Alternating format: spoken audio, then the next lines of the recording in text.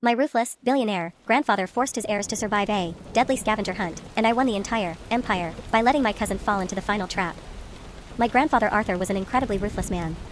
He built a massive global shipping empire from absolutely nothing, and he trusted absolutely no one. He treated his business like a war zone, and he treated his family even worse. When he passed away at 92 years old, he left behind a liquid fortune worth roughly $1 billion. There are 8 grandchildren in my family. We all grew up entirely insulated by his wealth, but we were constantly pitted against each other. Arthur loved to watch us compete for his approval. We all assumed his final will would be a mess of corporate red tape and legal battles. We were completely wrong. We gathered in the top floor boardroom of his corporate headquarters on a rainy Tuesday morning. His team of high-priced lawyers did not hand us stacks of legal documents. Instead, the lead attorney pressed a button on a remote and a massive flat-screen television lowered from the ceiling. A pre-recorded video of my grandfather started playing. Arthur looked directly into the camera with a cold smile. He told us we were a generation of lazy, entitled vultures waiting for him to die so we could pick his bones clean. He announced that his entire estate was being placed into a blind trust. The only way to unlock the trust and claim the $1 billion was to win a game he spent the last 10 years designing.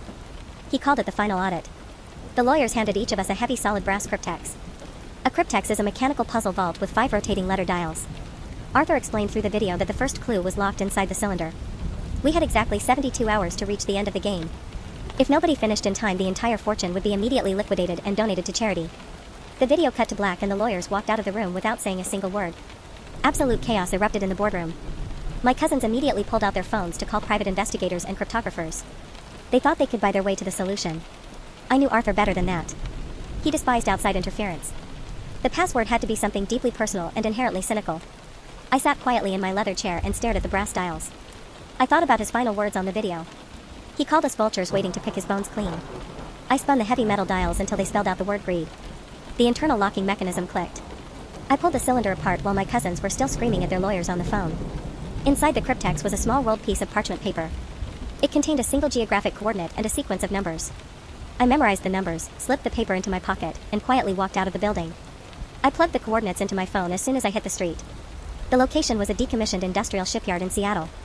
My grandfather owned the property back in the late 90s, but it had been abandoned for over 2 decades. I booked the very next flight out of the city and landed in Washington completely exhausted. I rented a cheap car and drove to the shipyard under the cover of darkness. The entire area was surrounded by a rusted chain-link fence topped with barbed wire. It was pouring rain. I climbed the fence and dropped down into the muddy gravel. The coordinates pointed to a massive rusting cargo freighter docked at the very edge of the pier. I was not the first one there. I saw the bright beam of a high-powered flashlight sweeping across the deck of the ship. My older cousin Preston had beat me to the location. Preston was the absolute golden child of the family. He was a vicious corporate shark who always used his father's money to crush anyone in his way. He obviously paid a private intelligence firm to hack the coordinates or track my movements. I quietly climbed the metal gangway and slipped into the shadows of the cargo hold. I needed to find out what the sequence of numbers from the parchment meant. The sequence was 4-12-8. I crept through the dark corridors of the ship while Preston violently smashed open wooden crates on the upper deck with a crowbar. I found the captain's quarters at the end of a long narrow hallway. The heavy metal door was locked, but the keypad on the wall required 3 digits. I punched in 4-12-8. The magnetic lock disengaged with a loud heavy click. The sound immediately alerted Preston. I heard his heavy boots sprinting down the metal stairs toward my location. I pushed the door open and rushed into the cabin. Sitting on the center of the wooden desk was a heavy brass astrolabe.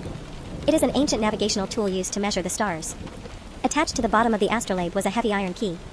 I grabbed the tool and turned around just as Preston filled the doorway. He was holding the heavy steel crowbar and he did not look like he was playing a game anymore. He looked completely feral. Preston demanded I hand over the astrolabe. I told him the game was about intelligence and not brute force.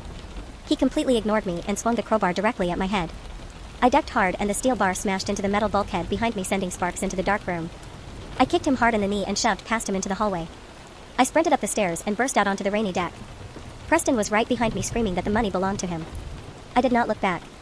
I scrambled down the gangway, sprinted across the muddy yard, and threw myself over the chain-link fence. I landed hard on the concrete sidewalk and ran to my rental car. I drove away with the astrolabe sitting safely in my passenger seat. I parked under a bright street lamp and examined the brass tool. The metal rings were permanently fused into a specific alignment. The alignment pointed to a very specific set of nautical coordinates. I matched the coordinates on my phone GPS. They pointed to a tiny private island off the rocky coast of Maine.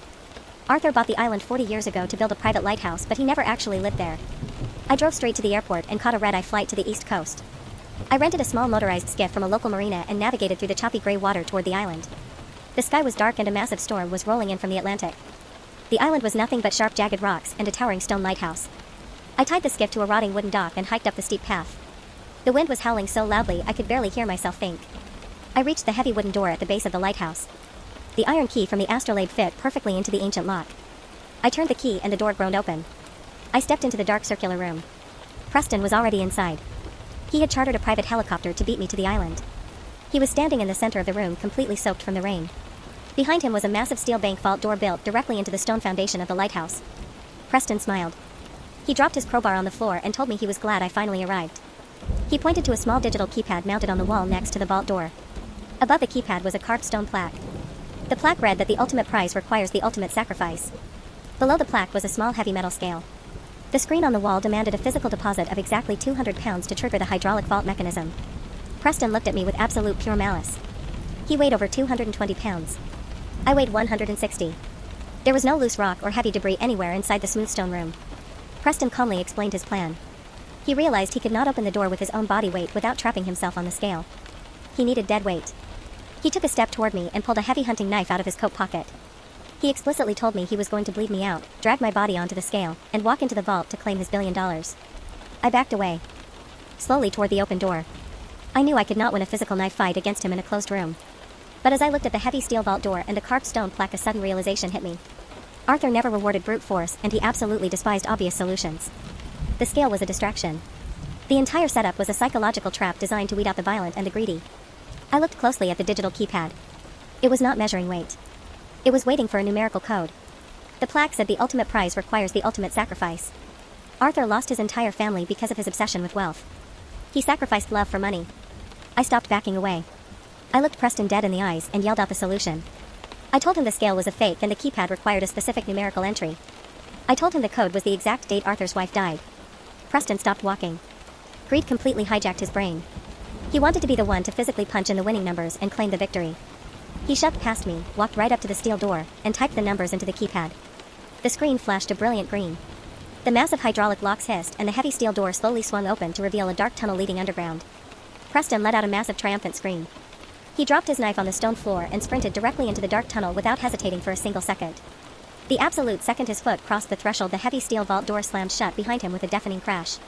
The locking mechanisms engaged instantly. A small hidden panel in the stone wall slid open. A perfectly dry manila envelope fell out and landed on the floor. I walked over and picked it up.